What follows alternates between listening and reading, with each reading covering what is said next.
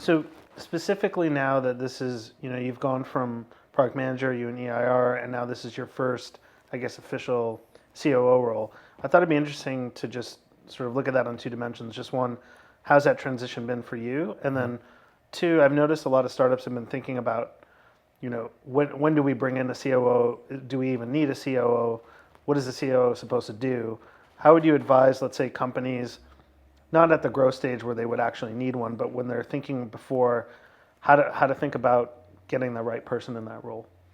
Yeah, so I think, those are two pretty different questions, but they're good questions. I think the first one in terms of what I focus on, I learned a long time ago, eBay, LinkedIn, that as much as I want to get my hands on the steering wheel, as much as I love product details, I mean, I do have a penchant sometimes for picking out an individual pixel discrepancy and that sort of thing. I do have that designer's eye every now and again. You quickly realize in tech that's not how you scale, right? This valley is filled with brilliant people. Not just brilliant, but also incredibly skilled and passionate in different disciplines, right? When we built the LinkedIn user experience team, you can't build a great user experience team without realizing that it's not just design. There's all sorts of subspecialties and insight that different designers have.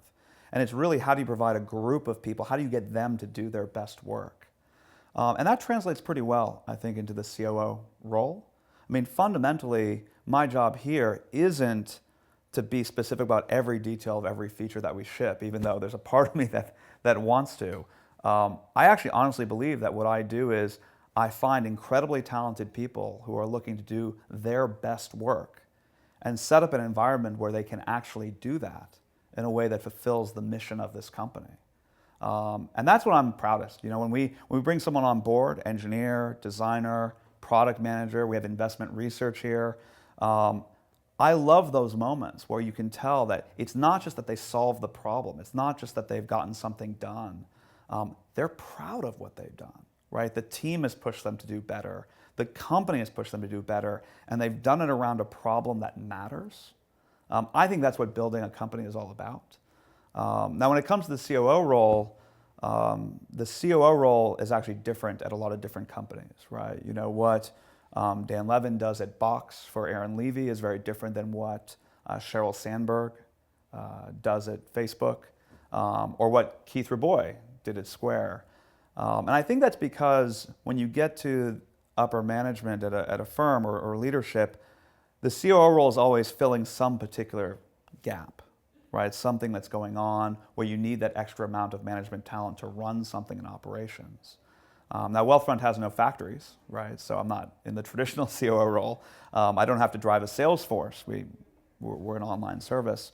So really what I'm doing is, Andy Ratcliffe, amazingly accomplished investor, lectures at Stanford, one of the founders of Benchmark. He's the CEO here. When this company started to scale and grow, he realized that he wanted someone who knew how to manage growth. How do you hire the best talent? How do you inspire them? How do you turn that into the best product and service? How do you scale? And it turns out I'm at a point in my career where I've now done that a few times, and I felt I could be very helpful to that. And it turns out also that since this is a topic I've been passionate about literally since Stanford 20 years ago, I can't think of a better place to be than helping build a company like this, solving a problem that matters.